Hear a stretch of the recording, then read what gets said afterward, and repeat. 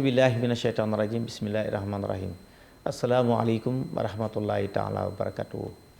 Bonjour chers téléspectateurs, bonjour chers auditeurs qui nous suivez et qui nous écoutez sur Al Mouridiyyah TV et sur la 95.6.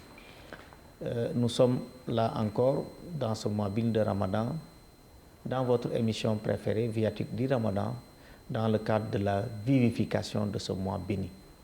Mais tout d'abord, nous formulons des vœux déférents à l'endroit de notre vénéré guide Cheikh Mahamadou Mountakha Mbacké pour que Dieu lui accorde une longue vie et une santé de fer.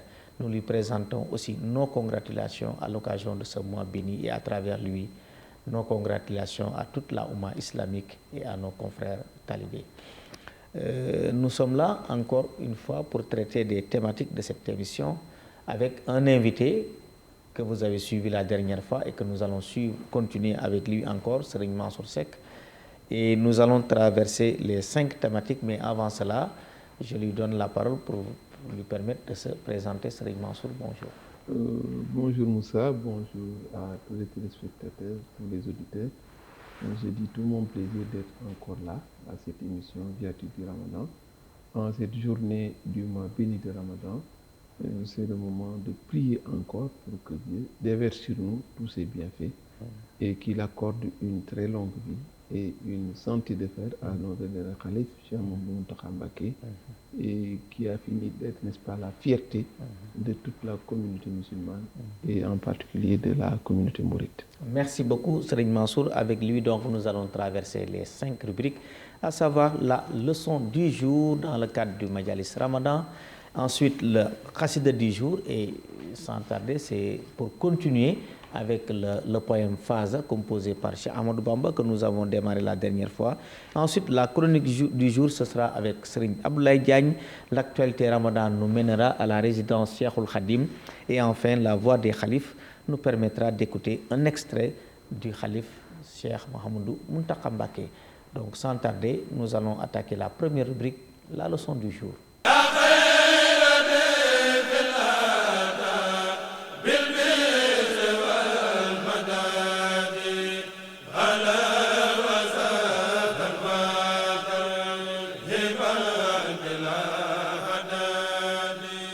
Merci la régie. La leçon du jour, Serigne Mansour. La dernière fois, vous nous avez présenté une leçon sur qui doit jeûner et qui en est exempté. Aujourd'hui, quelle leçon vous allez nous présenter? Pour la séance d'aujourd'hui, c'est Moussa, nous allons apporter quelques éclairages sur le mois lui-même, ses délimitations, et également la journée de Ramadan. Quand est-ce qu'elle commence, quand est-ce qu'elle se termine. De la même manière, le mois béni de Ramadan, quand est-ce qu'on peut déclarer qu'il a débuté et à quel moment il doit s'estomper. Alors, en ce qui concerne le mois, il faut dire que le mois de Ramadan vient après le mois de Chaban. Cela veut dire donc que après 29 jours du mois de Chaban, à partir du 29e jour, on doit aller scruter le croissant lunaire. Je crois que c'est une tradition bien ancrée ici à Touba, parce qu'il y a des zones où on ne s'intéresse au mois, n'est-ce pas, que quand arrive le mois de Ramadan, ou bien quand arrive le mois, n'est-ce pas, de Zulhijjah, qui est la Tabaski. Mais à Touba, il y a une commission dédiée qui s'occupe de cela et qui scrute le croissant lunaire chaque mois. Donc le 29 de chaque mois, la commission va, n'est-ce pas, s'installer au niveau de la mosquée de Touba pour scruter l'horizon et voir si le croissant va apparaître. Et s'il apparaît, donc le lendemain débute le mois de Ramadan. Et s'il n'apparaît pas, il faut encore attendre le 30e jour, donc le surlendemain sera le premier jour du mois de Ramadan. Et il y a beaucoup de controverses par rapport à ce mois béni de Ramadan, ne serait-ce que par la baraka du propos du Cheikh Ahmadou Mbacké qui disait que Serigne Touba en partant disait je pars et je vous laisse avec vos controverses sur l'apparition du croissant lunaire. C'est dire qu'il y a une controverse, mais la règle est très simple. Qui le voit, n'est-ce pas, est tenu, n'est-ce pas, de commencer les jeûnes du Ramadan. Il faut également des personnes désignées de bonne moralité qui l'observent. Si c'est tout un groupe qui l'observe, je crois qu'on peut informer l'autorité et qui donne recommandation pour que toute la communauté puisse le faire. Il peut arriver que le croissant puisse être vu en un lieu et qu'il ne soit pas vu dans un autre lieu. Donc ceux qui l'ont vu sont tenus de le faire, et il y a là toute une controverse qui ne devrait même pas avoir lieu, parce que la règle est très claire. Donc si c'est une chose qui est vue par des gens responsables, de moralité, et qui informent l'autorité, bien sûr, et l'autorité peut informer tout le monde. Mais si c'est une personne et une seule qui la voit, mais si les autres peuvent déclarer qu'ils ne l'ont pas vu, lui qui l'a vu est astreint à, n'est-ce pas, démarrer le mois de Ramadan. Je crois que c'est important par rapport au démarrage. De la même manière, ce qui marque la fin du Ramadan, c'est l'apparition également du croissant lunaire, marquant le démarrage du mois de Shawwal. Parce que après 29 jours également, on doit encore scruter l'horizon pour voir si le croissant lunaire va apparaître. Si le croissant lunaire apparaît, après 29 jours, donc on saura que le lendemain sera le premier du mois de Shawwal, et le mois de Ramadan s'estompe. Et c'est un enjeu important parce qu'il est interdit, interdit aux musulmans de jeûner en une journée du mois un jour de Korité. Parce que si le jour et le croissant lunaire est apparu et que le lendemain doit être un jour, le premier de Shawwal, c'est la célébration de l'Aïd el-Fitr, on doit évidemment s'astreindre à cela. C'est pourquoi le fait de scruter le croissant lunaire est un enjeu important, et les gens doivent également être regardants par rapport à cela. En ce qui concerne Touba, ce problème se pose moins, parce que je ne parle pas du mois de Ramadan et du mois de Zulhijjah, mais tous les mois, n'est-ce pas, la commission scrute l'horizon pour voir si le croissant va apparaître. Merci Seigneur Mansour, je crois que c'est clair. Avant d'aborder maintenant le jour du jeûne, la journée, je voudrais tout simplement faire une synthèse. Peut-être j'ai compris la leçon, j'espère que ceux qui nous suivent aussi ont compris.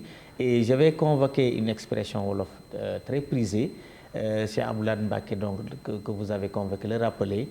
Tafer ou la fanwer. Tafer, ça veut dire nous l'avons vu de nos yeux, le croissant lunaire, ou bien on complète les 30 jours du mois, ça veut dire fanwer.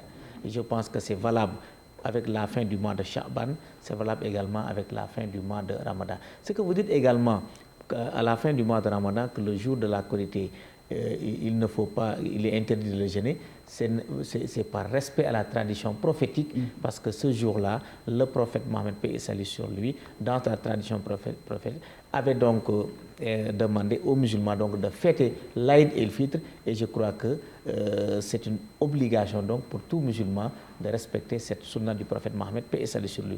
Et maintenant, la deuxième partie, c'est le jour du jeûne. Quand est-ce que dit-on qu'on a jeûné un jour entier? Voilà, donc le jour du jeûne, il est important de savoir que l'abstinence, le fait d'arrêter de manger, de boire, et toute chose qui est de nature à rompre le jeûne, commence à l'aube. Et quand on dit à l'aube, il y a des traditions où les gens attendent l'appel à la prière, mais dans la tradition que nous connaissons à Touba, il y a entre l'appel à la prière et le moment de début d'abstinence, il y a au moins 8 minutes que l'on prévoit. Et là, on aborde et on annonce que le moment d'abstinence a démarré. Et 8 minutes après la lecture, l'appel à la prière, n'est-ce pas, est fait. Cela veut dire donc que c'est une chose importante à faire. On ne devrait pas manger, n'est-ce pas, après ce moment où véritablement l'abstinence devait débuter. Parce que c'est une chose qui rend nul, n'est-ce pas, le Ramadan. Et ensuite, l'islam recommande même de retarder autant que faire se peut, n'est-ce pas, ce repas, ce dernier repas du soir.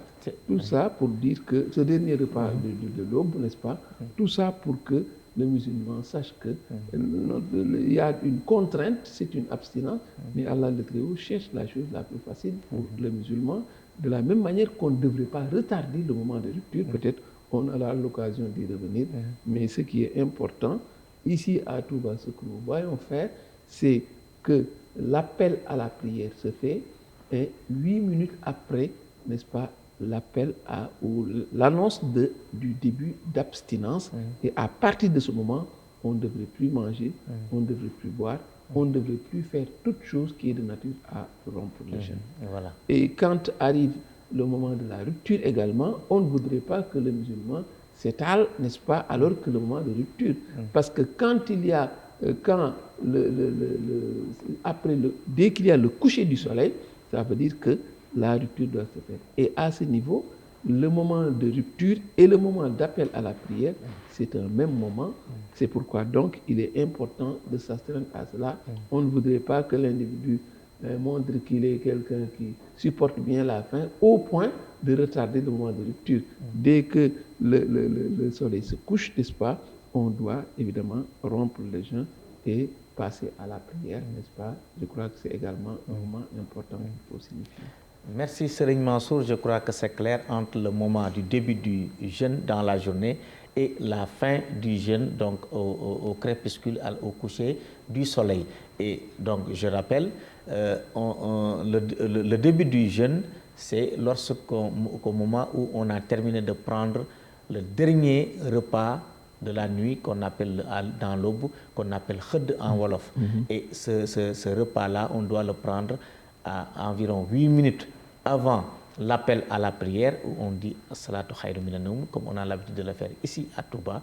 Et maintenant, et ça fait partie des actes traditionnels du jeûne. Donc, retarder la prise de ce repas khud, mais ne pas le faire jusqu'au moment où on est en train donc, de faire l'appel à la prière. Et maintenant, au crépuscule, donc c'est donc le moment de rupture, et on doit le faire juste avant de faire la prière. Je crois que donc c'est clair. Voilà les deux moments de début et de fin pour le jeûne. Et tous les deux font partie des actes traditionnels. Donc retarder la prise du repas de l'aube, mais aussi hâter la rupture du jeûne. Mais je précise seulement parmi les bienfaits, ce moment de prise de rupture du jeûne est un moment très important. Et le prophète Mohammed, paix et salut sur lui, demandait aux jeûneurs de prier notre Seigneur Allah pendant ce moment, parce que c'est un moment d'exaucement des prières par notre Seigneur le Très-Haut. Merci donc pour la leçon du jour. Nous allons maintenant passer à la deuxième rubrique, Khassida du jour.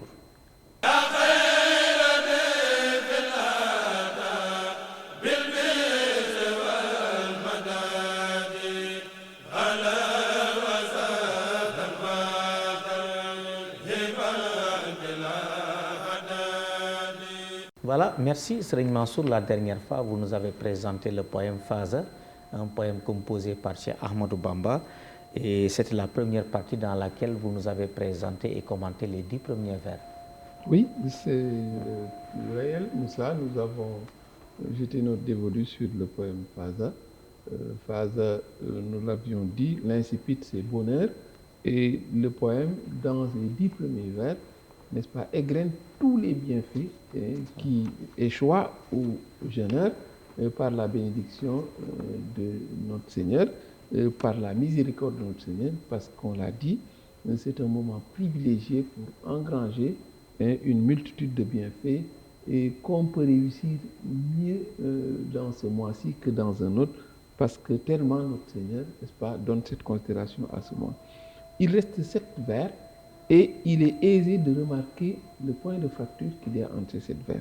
Déjà, la première série de 10 vers, le premier design, est une partie où on remarque que sur le plan énonciatif, presque tous les propos sont dits de façon à présenter quelque chose presque à la troisième personne du singulier. C'est la troisième personne du singulier qui est tout convoquée, parce que simplement l'auteur égrène tous les bienfaits, n'est-ce pas, qui échouent.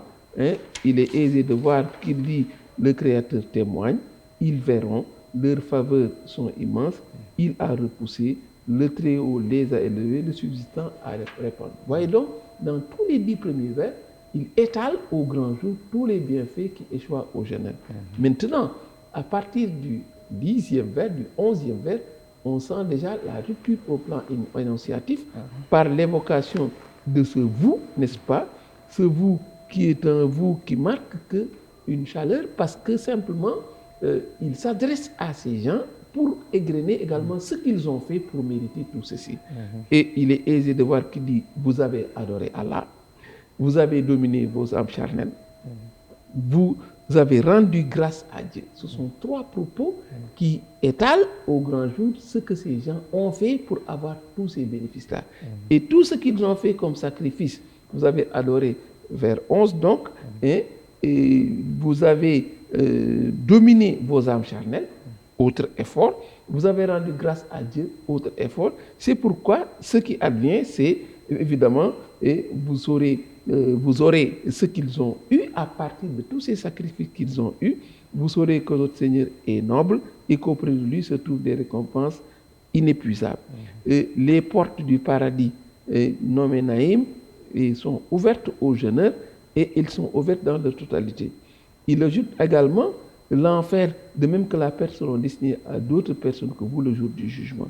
Et vous aurez également et vous obtiendrez lors de la rupture, de la rencontre avec votre Seigneur, ô vous les gens, deux faveurs grâce à la crainte révérentielle. Donc vous voyez que déjà on sent que la préoccupation du poète ici, c'est de montrer ce que ces gens ont fait et que tout ce qui a été dit, mais c'est une chose qu'ils méritent amplement parce que Allah, qui tient mieux que Dieu ses engagements.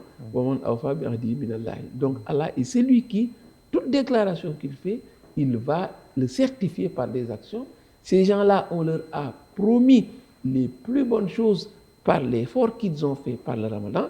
Et aujourd'hui, le poème voyait cette dualité entre ce qu'ils ont obtenu, mais également ce qu'ils ont fait, pour dire que tous ceux qui s'inscrivent dans cette dynamique rencontreront également ce que ces gens-là ont rencontré, parce que simplement, Allah est celui qui tient ses engagements mieux que quiconque. Voilà donc également cette deuxième partie. Ce qui est remarquable également, c'est le fait que le poème insiste surtout sur ce caractère, n'est-ce pas, miséricorde d'Allah, qui donne, même s'il est quelqu'un qui bloque tout ce qui peut être nuisible pour ces musulmans, mais le passage n'insiste pas beaucoup là-dessus. Il est surtout sur cette profusion de bienfaits, et on voit que donc il y a ces deux aspects-là, ce que l'on a fait et ce que l'on a eu grâce à ce mois béni de Ramadan. Je crois que c'était également deux aspects qui étaient perceptibles, même si, on le verra, il y a d'autres entrées dans ce poème, ne serait-ce que par les noms glorieux de Dieu qui sont convoqués. C'est également une autre piste qu'on peut aborder pour étudier ce poème. Voilà, merci Serigne Mansour. Je pense que donc avec ce poème, on peut retenir le témoignage de gratitude et de reconnaissance envers notre Seigneur pour tout ce qu'il a fait comme bénédiction pour ce mois, mais également des exhortations pour encourager et motiver les jeûneurs. Merci Serigne Mansour pour nous avoir présenté ce poème très très important dans le cadre du mois béni de Ramadan. Nous allons maintenant passer à la troisième rubrique, chronique du jour.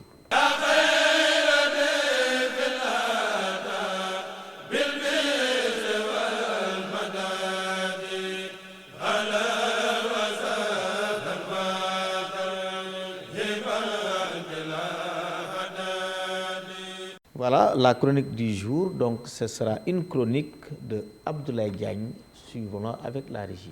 Les actions perpétuées durant le mois béni de Ramadan figurent en bonne place la prodigalité dans la distribution des repas de rupture de jeûne aux co-religionnaires. Fort de cela, de bonne volonté se mettent au service des autres en offrant qui des kits alimentaires aux nécessiteux, qui des plats copiés à leurs semblables pendant ce mois béni de Ramadan. Ici à Touba, en plus des repas de civilité offerts entre condisciples chaque soir, des quantités importantes de repas sont acheminés à la résidence Cheikhoul Khadim à l'honneur du Khalife général des Mourides. Des disciples mourides de toutes les familles religieuses affluent à la résidence Cheikhoul Khadim. Les Baïfal, perpétuant de belles actions de leurs illustres pères et grands-pères, font de ce mois une occasion d'œuvrer dans la quête de l'agrément de Dieu.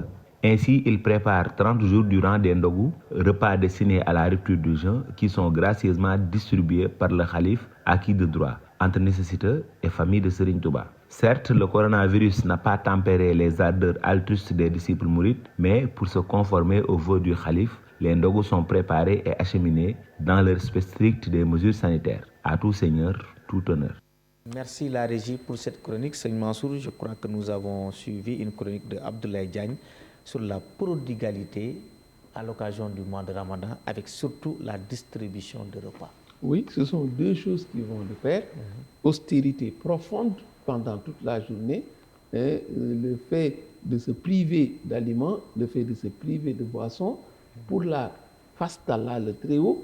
Et c'est pourquoi, déjà, on sent que le moment, autant le moment de la journée a été un moment de rigueur et d'abstinence, autant le moment de la rupture est un moment, évidemment, où les gens s'en donnent à cœur joie pour montrer que c'est un moment où, quand la rupture arrive, chacun, n'est-ce pas, fait l'effort d'en faire mieux que les autres pour donner à manger et à boire pour la simple face de Dieu. Donc c'est également un scénario, c'est une image que l'on voit très souvent à Touba et dans toutes les villes religieuses qui regorgent, n'est-ce pas, de personnes qui sont là, prêts à préparer des mets succulents, à préparer des mets à profusion pour les distribuer aux jeunes. Et c'est un peu une allégorie, comme le cheikh l'a fait dans le poème, pour montrer que cette vie ici-bas est un moment d'abstinence, est un moment d'austérité, mais quand on arrive dans l'au-delà et qu'on arrive dans le bon côté, on verra une rupture, n'est-ce pas, qui est une rupture pleine de béatitude et pleine de satisfaction. Donc, à Touba également, le moment du Ramadan est un moment où l'image qui peuple l'atmosphère, c'est ce défilé incessant de personnes qui sont là pour présenter des repas. Et il y a une note particulière qui caractérise ce qu'on appelle les Baïfal, ces soldats de la voix, et en file indienne à la queue leu, chacun un bol sur la tête, et qui sont là pressés, n'est-ce pas, et motivés à donner à manger à ceux qui ont fait le jeûne, pour dire donc que c'est une image forte qui caractérise la ville de Touba et que l'on retrouve également dans toutes les villes où le Ramadan, n'est-ce pas, est de mise. Et c'est là également une image très forte, bien présentée par Abdoulaye Diagne. Et les gens ont hâte également de voir ce défilé incessant que l'on ne voit que pendant ce mois particulier de Ramadan. Oui, merci beaucoup. Surtout ici à Touba, et on retiendra les œuvres de bienfaisance, on retiendra la dépense pieuse à l'infaq pour la seule face de Dieu. Et vraiment, c'est une expression. Après cette rubrique chronique du jour, nous allons maintenant passer à la rubrique Actualité Ramadan, qui va nous plonger dans l'effervescence au niveau de la résidence Cheikhoul Khadim. La régie, si l'élément est prêt. Le ramadan ne se résume pas à l'abstinence alimentaire du lever au coucher du soleil, mais plus à un cheminement spirituel où le musulman recherche à se rapprocher de l'excellence en purifiant son âme. Sur ce, pour y parvenir, les mourides ont choisi la lecture du Coran et la déclamation des Khassaïd. Nous sommes dans un moment de grâce, de prière et de partage. Et Serigne Touba accordait une importance capitale au mois de Ramadan. Et cela se symbolisait à travers la façon dont il vivifiait ce mois. Et Serigne Mountakha, quant à lui, n'a fait que réitérer les actes du cheikh, qu'il s'agissait de lire le Saint-Coran, de déclamer les Khassaïd, mais aussi faire des causeries sur la vie du prophète. Une pratique du cheikh Ahmadou Bamba Khadim Rassoul que tous ses khalifes ont perpétuée. Serigne Mountakha n'a fait que perpétuer une tradition. C'est pour cette raison que vous voyez que chaque année les choses évoluent. Tout a démarré en Ndiarème. Cheikh Ahmadou Bamba accordait une importance capitale au mois de Ramadan au cours duquel le Coran a été descendu comme guide pour les gens. C'est dans cette logique que s'inscrivent les activités de vivification du mois. Ces activités de vivification du mois de Ramadan sont très importantes pour nous mourides et tout le monde doit suivre comme exemple Serigne Mountakha qui est toujours présent. Le Ramadan est une invitation à la maîtrise de soi et l'exercice de la volonté afin que les actes du croyant soient vecteurs de la miséricorde divine.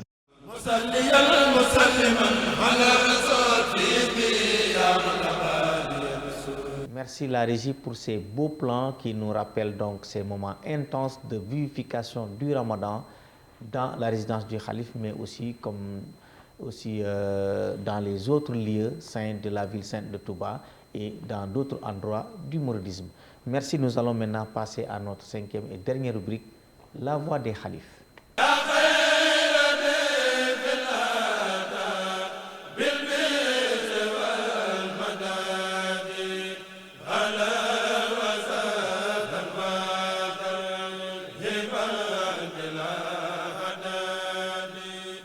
la voix des khalifes, nous allons vous proposer aujourd'hui un extrait d'une déclaration de Cheikh Mouhamadou Mountakha Mbacké. Nous allons la suivre avec la régie. dama leen di xamal sama bopp ndax wax jot na. Je me tourne maintenant vers ceux avec qui nous partageons le Sénégal, qu'ils soient des autorités religieuses ou temporelles, ayant la charge de la gestion des affaires du pays. Quant à mes rapports avec eux, sachez que je suis entièrement préoccupé par la quête de l'agrément du Cheikh. Je manque de disponibilité pour toute autre chose. Par le passé, je manquais de temps, a fortiori maintenant. Cependant, en dépit de cela, je m'adonnais au respect des bons usages en matière de rapport. Je le faisais avec tous, quoique très préoccupé. La quête de l'agrément ainsi que la volonté de me conformer aux préoccupations du Cheikh constitue mon unique ambition. Cependant, le respect des rapports de bon usage est indispensable.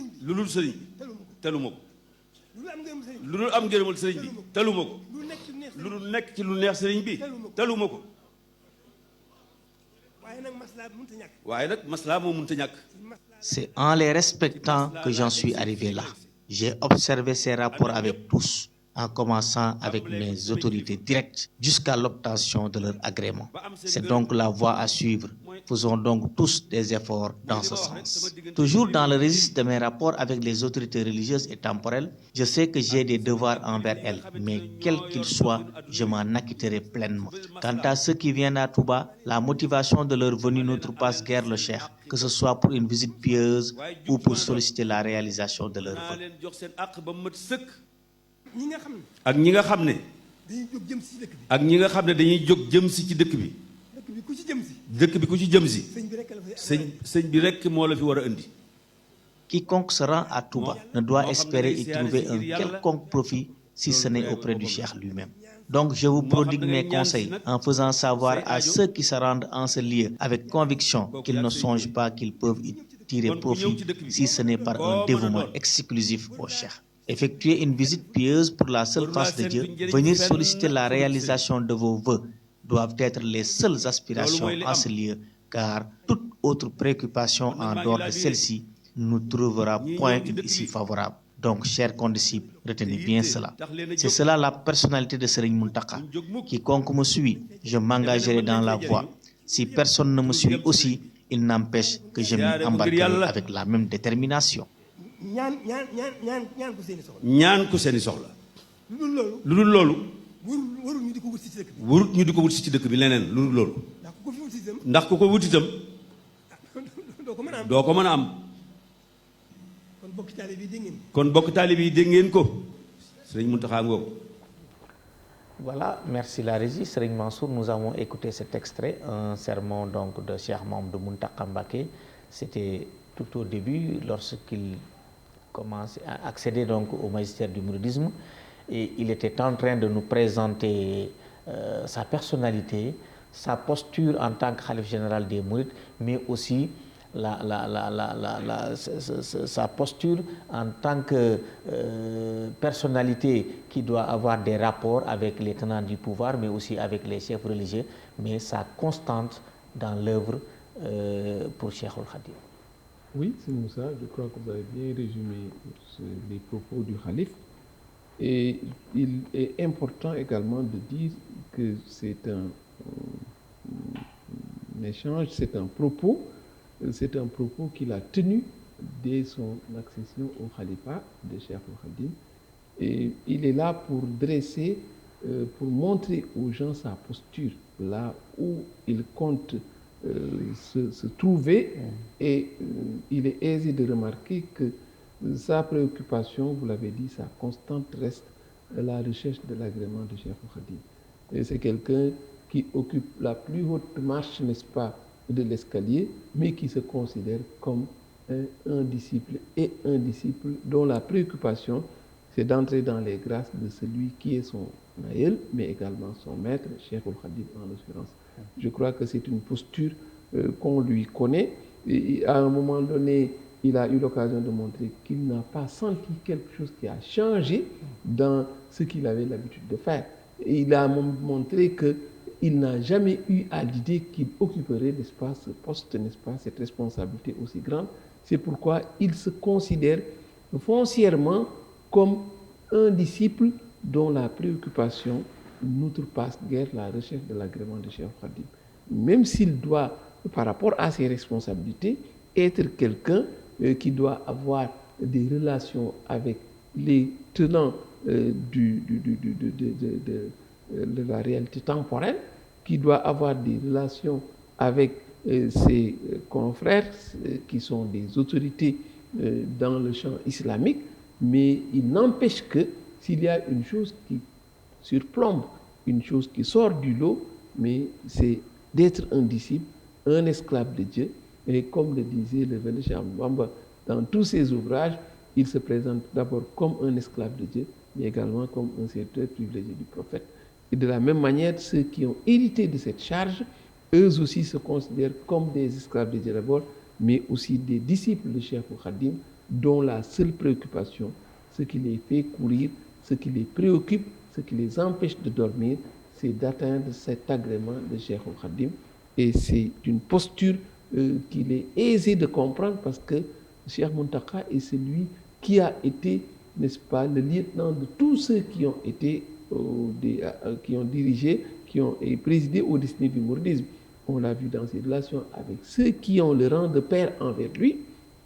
On l'a remarqué dans ses relations avec ceux qui ont joué, qui ont un rang de frère aîné envers lui, ses relations avec Seigneur Mohamed Lamine Bara, ses relations avec Seigneur Sidi Mokhtar Mbacké. Mais quand on regarde le Cheikh Mountakha agir, on voit en lui quelqu'un qui ne se considère comme autre chose qu'un disciple. Il ne voit pas cette relation de frère aîné et de frère cadet. C'est pourquoi nous devons bien lui rendre. Je crois que l'enseignement de Cheikh Mountakha, c'est nous qui devons nous l'approprier pour savoir que si lui se considère comme quelqu'un qui est préoccupé par cet agrément de Cheikh Khadim, mais a fortiori le lot de tous les autres disciples, je crois que c'est un agenda, c'est une posture, c'est une trajectoire qu'il a bien tracée. Et l'invite qu'il a faite envers tout le monde, c'est que les gens, n'est-ce pas, s'engagent dans la même voie. Merci Serigne Mansour, et je crois que Cheikh Mamadou Mountakha Mbacké confirme l'adage qui dit que on n'est jamais maître dans ce qu'on n'a pas été disciple. Et vraiment, il a été un disciple exemplaire, constant, véridique, derrière ses autorités, donc ses khalifes, et il a reçu respectivement leur agrément, et aujourd'hui il est le khalife du mouridisme. Nous prions Dieu pour qu'il donne une longue vie et une santé de fer.